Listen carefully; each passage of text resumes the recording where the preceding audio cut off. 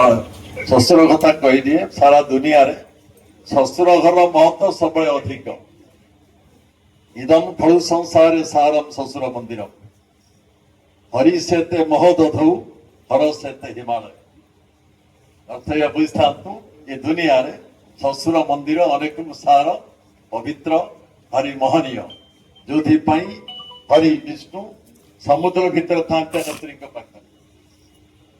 एवं पार्वती जी झी हूँ हिमालय शिव से हिमालय था इदम फल संसार सारम शशुर मंदिरम हरि सेते महोदधौ हर सेते हिमालय।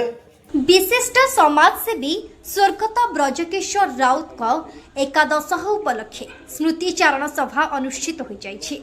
स्वर्गत राउत 1969 मसीह जन्मग्रहण करी 2025 मसीहा दीर्घ 66 वर्ष जीवन काल अतिबाहित करी इह लीला समर्पण करथिले।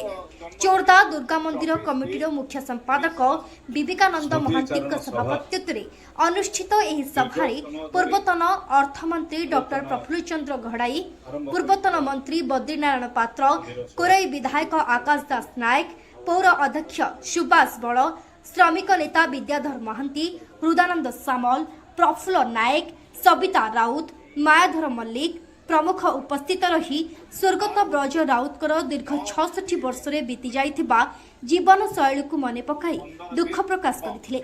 व्यासनगर सहरर बहु अनुष्ठान सह जड़ित श्री राउत तांको जीवन काल मध्यरे भी कहा सहित सालिस करंती नाही बरं सत्यर प्रतिष्ठा पाई सर्वदा स्वर उठाई थांती।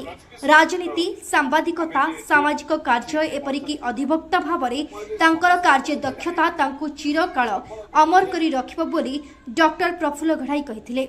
एही सभारे व्यासनगर सहरर बहु वरिष्ठ राजनेता बुद्धिजीवी सांबादिक व्यवसायी समाजसेवी माने उपस्थित रही शोकसंतप परिवार को गभीर समवेदना जणाइबा सह तांको आत्मार सद्गति निमंते ईश्वरଙ୍କ निकटरे प्रार्थना करिथिले।